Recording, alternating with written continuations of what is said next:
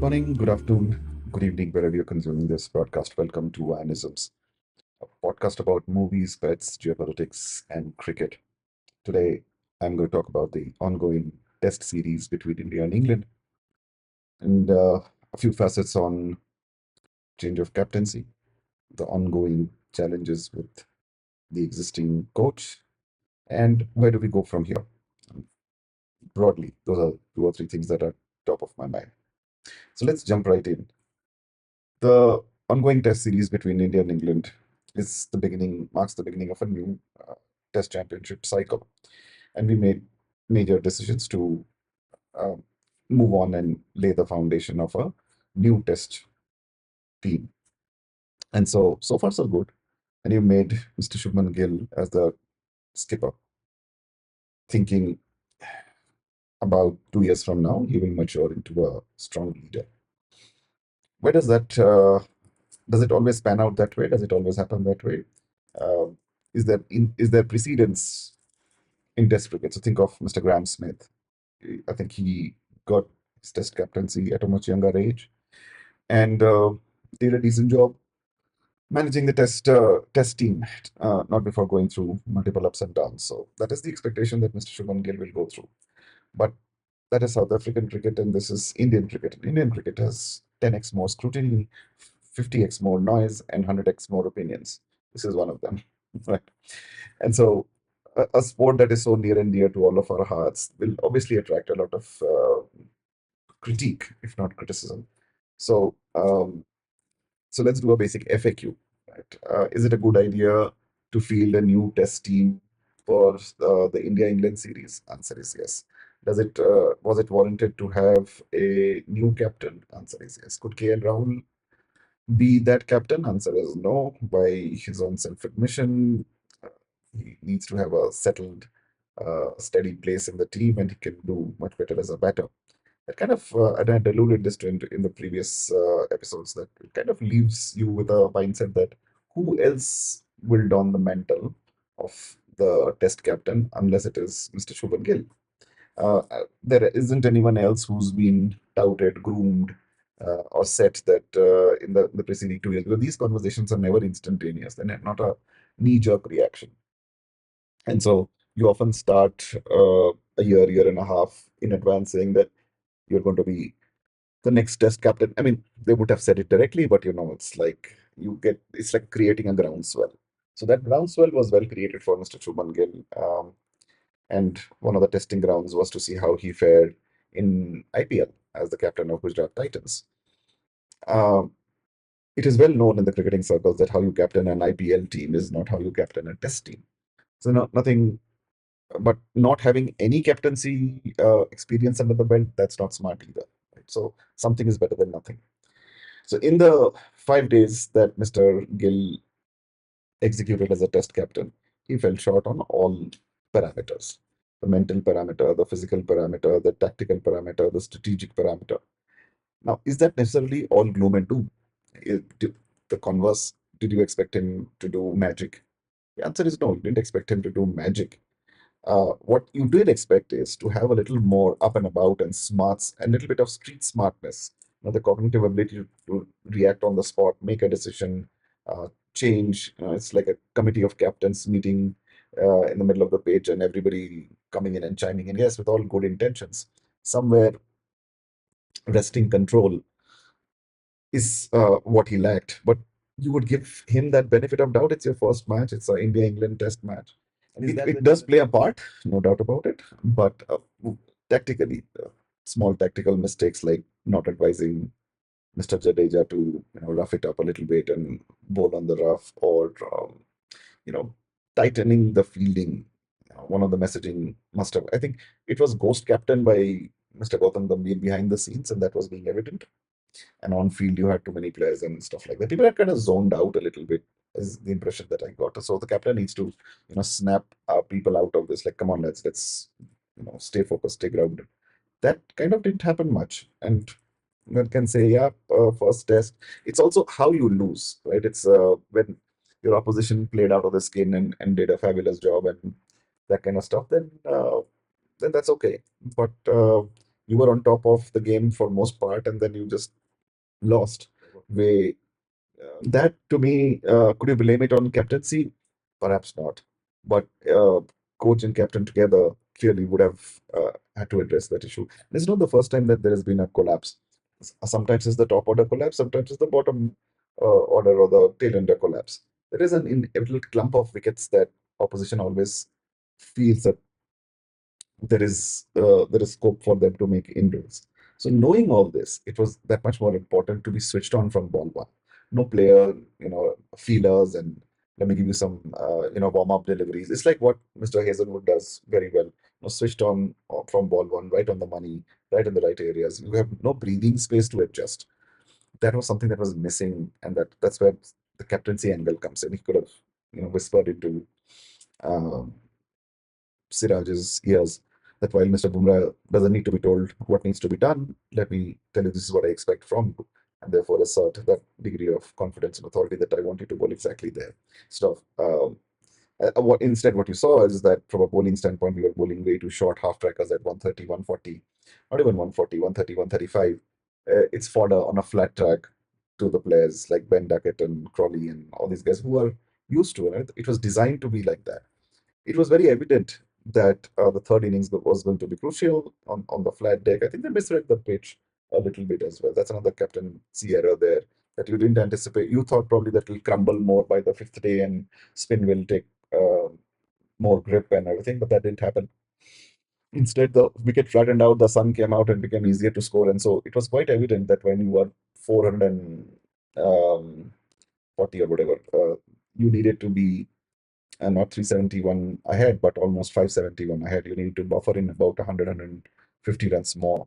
That was quite evident as common sense, and the captaincy missed in hammering down that message that you do need to hang in and get close to 500. That is what we missed out on instead, and we collapsed yet again in the second innings. Lots of individuals and I'll come to that, but from a captaincy angle standpoint, I thought these were some of the shortcomings.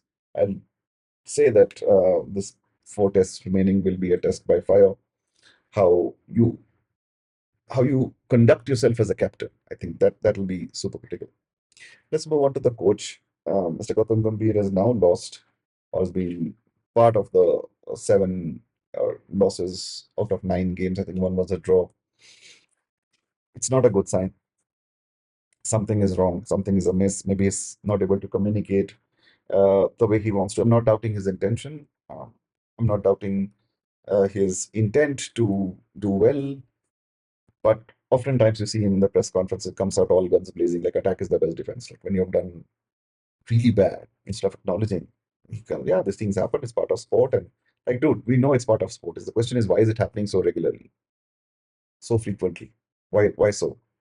So nobody asks or they're advised not to ask tough questions. I don't know. Somebody needs to ask tough questions to Mr. Gautam Gambhir. I don't know what he's trying to do strategically, tactically. None of it is working. It's not working when Mr. Sharma and Mr. Kohli were playing. It's not working when they're not there. Uh, it seems to me there is a problem there. And if we lose the series, which seems likely at this point, I don't see how India will dramatically turn around. Uh, then then I think this should be it for Mr. Gambhir. We should look for a new coach. Uh, let's talk about some of the players and the play during the course of 5 days, which stood out in my mind, and it really hurts. I saw Mr. Shardul Thakur uh, getting out to a delivery outside off stump, recklessly and carelessly. I mean, are you not taking yourself too seriously, or do you think there's something on? There was a sulkiness all about him. I don't know the backstory, and looks good to see, but he gave the impression that he was kind of disconnected from the game. Yeah, if you're not given the overs up in advance, you could feel bad, but you can't carry that sulkiness into your batting and get distracted and get out. What are you trying to show? What are you trying to share that it doesn't matter? I don't know. And if none of that were the case and you're trying real hard and you're falling short, then you shouldn't be in the team. I don't see how Mr. Shardul Thakur is going to be there in rest of the series, bowling half trackers at 130 and then not scoring anything with the bat. That's not the ideal way, right? You thought of even Mr. Yashasvi Jaiswal repeatedly dropping catches is an indication that he's mentally switched off. It's a sign of his immaturity. You can say that he's still very young, but opportunities, slip by very quickly. And he scored a century and thought his job for the match is done. Even if he doesn't score it in the second innings, he couldn't, rewire himself to, focus again. And long period of attention spans is something that he might struggle with. It's a test cricket, that's a prerequisite. And dropping one catch is okay, two catches not okay, but dropping so many of them, it's uh, it's a sign of a serious problem. It's not the first time that has happened. It has happened previously as well in the BGT, and and so somebody has to put some sense into his head that scoring a century alone doesn't absolve you of all problems. It's a team sport. You have to contribute in whatever way you can. In fact, you should feel that much more confident to contribute. And if he's still a young player, if he's not good in the slips, put him on the boundaries, right, where he gets a little more time to side the ball and catch the ball. And he should be given that hard message. I'm sure he has been given. But that to me was more of the mind than of the ability. Uh, Prasidh Krishna doesn't look like a strong fast bowler. He doesn't have the body language of a strong fast bowler. Like he comes across as a wanderer, like a lost soul. Suddenly, for three-fourths of the match, he was bowling half trackers at a convenient height and getting clobbered. And then suddenly, one ball that he bowled full and he got a wicket, and then he started bowling better for a few overs. That kind of immaturity and what's the right word? Inconsistency is not expected at the highest level. He's got a good height. He has to make sure that in England, for you to allow the ball a longer time in the air to swing. Um, how else does one teach that to him? He has to bowl full, and the field has to be set that if somebody is driving, yes, one could sneak out, but if they're driving consistently outside the off stump, then chances are they're going to nick one. But bowling half trackers at 135, that ain't going to cut it. And so very poor. I mean, bowling strategy. Is it so difficult? I know it's an uphill and downhill and slope and all that. Is it so difficult to bowl full? And if so, why didn't you practice hard enough? Did you not know that there was a slope? Did you not know that you were going to bowl? It baffles me, right? That they almost come across as if it's the first time. Oh my God, I've never seen this. I have no data. You're spoilt with data. There is video footage. There is data. There is analytics. There is coaches. There is people who have played before. You have all the information, and yet you struggle, which means application is missing. And so I don't see a very bright future for him. He might still play a few games here and there. I don't see there's a bright future in Test cricket to the best of, or in my limited understanding. Let's put it this way. Um, you think of Mr. Rishabh Pant and KL Rahul, Mr. KL Rahul, both did justice to hang in there, curb their instincts, grind it out, grind it out. But every now and then, still, Mr. Pant's instincts come over, right? And he's made a conscious decision from what he did at BGT. But how long will it last is where I keep my fingers crossed. I don't know. Uh, you know, it was the first test, first innings, and all that. I know he scored a second innings century as well, but it's a five test series. So to see how he will be consistent with managing, I'm not saying curb, managing his instincts is something to think about. Mr. KL Rahul did a wonderful job of making the most of the opportunity he's got, so no complaints there. He's playing the role of the elder brother in the team, and so be it. More power to you. What else? Mr. Jadeja was off color. He's entitled or is allowed to have a one-off game. I do think it's nothing to do with his age. I think he missed the street smartness that he's often known for. I know a flat deck can get you down, and if you've been out in the field for 70, 80, 90 overs, it can get you down. But his core competency was, make something happen. He wasn't trying too many things off the wicket, round the wicket, mixing it up. Uh, firing some Yorkers and stuff like that. He used to mix it up. And so somewhere I thought he was a little low on energy, but I still give a benefit of doubt. Is a one-off thing. He'll more likely turn around. I don't know if he'll play the next game, but he should, given the all-round ability that he has. Last but not the least, Mr. Bumrah. Um, you I look at Mr. Pat Cummins as an example, arguably one of the better bowlers in modern history, and comparable, right? In some sense, he played the five BGT test. He's played the World Test Championship. He's now again playing. So my thing is the fitness part of Mr. Bumrah. It cannot be that I'll only play three matches. No, you have to play all the five matches, and if that means you need to be stronger in the shoulder, in the back, in the calf, get better treatment and prepare muscle memory and fitness, then that's what you do. That's what the staff is there for. Given that you shouldn't be bowling 25 over spells, that is not the smart thing to do. But bowling 15 overs a match, uh, 30 overs a match, it shouldn't be impossible, right? And and that leaves me to absolutely be gobsmacked and bewildered that why would Mr. Shami not play, even if he could get 10, 12 overs per innings, say 24 overs, 25 overs from him per match. That's all you need. You don't need him to bowl 30, 35 overs. So Mr. Shami, Mr. Bumrah, Mr. Siraj could have been your top three lineups. And then you could have Mr. Kuldeep Yadav come in as an element of, pattern interrupt and spin break, if you will. So somewhere it is embarrassing. It is, I don't know if it is in sport you win and lose, that is fine, but how you lose is also very closely monitored. So yeah, you tried very well, you played out of skins, and somewhere the opposition did something amazing and massive. Okay, given. But that's not how we lost. Game was in our control for many times. Kind of lost it in the second innings collapse and not being able to engineer or stem the flow of runs in the fourth and the fifth day, last hour of the fourth day and the fifth day.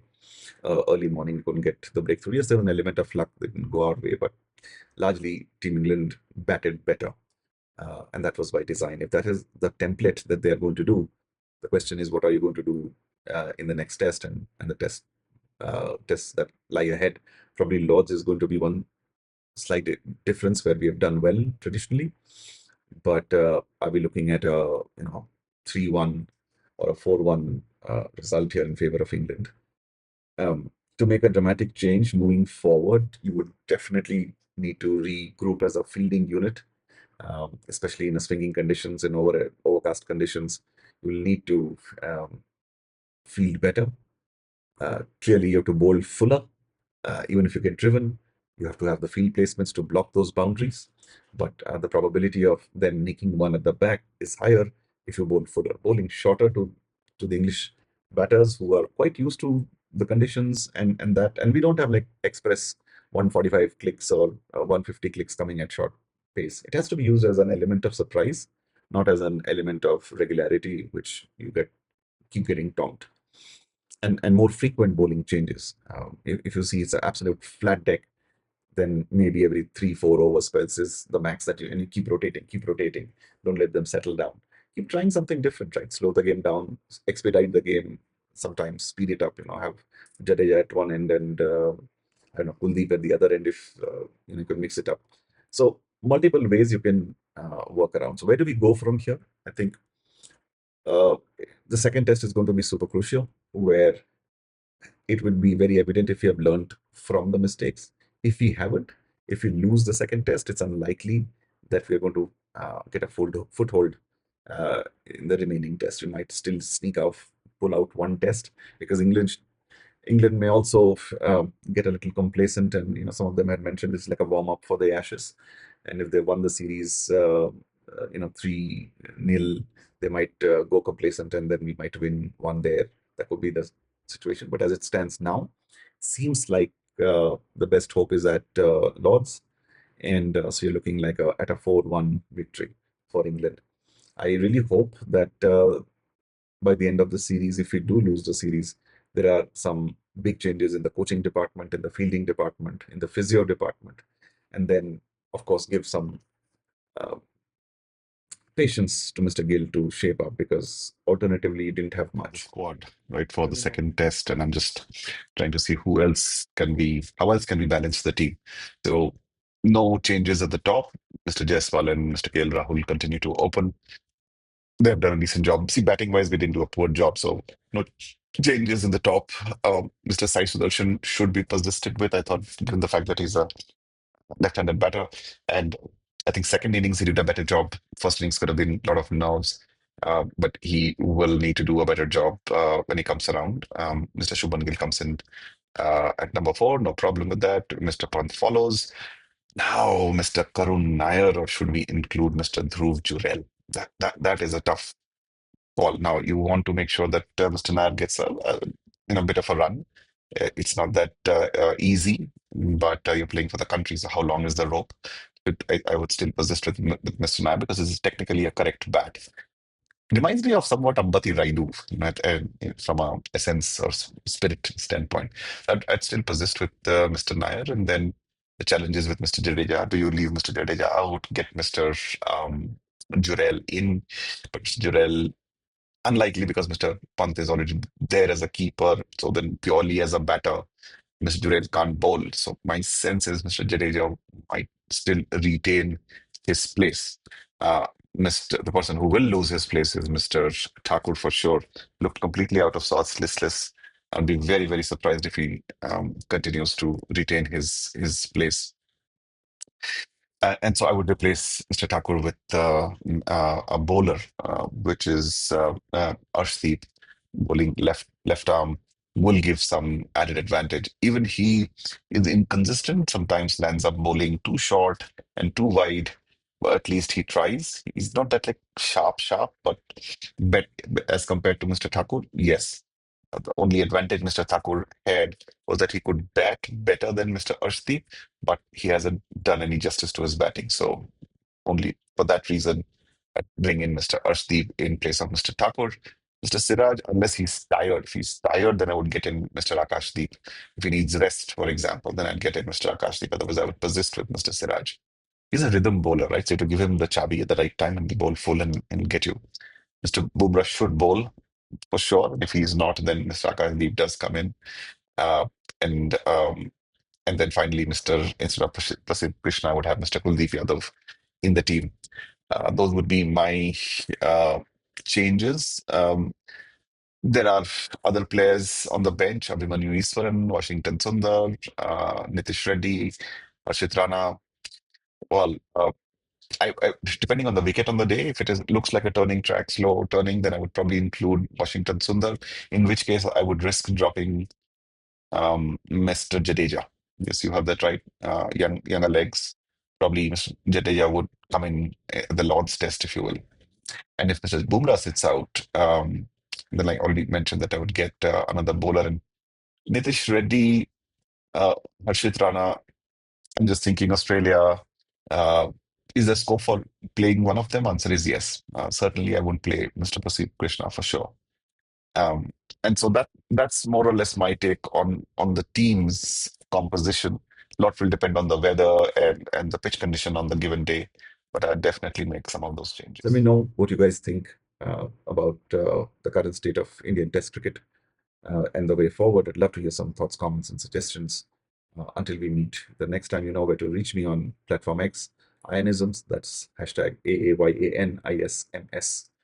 And let's hope we show up to the park a little better in the next test. So until we meet the next time, my name is Ian, and you are listening to Ionisms. Peace out.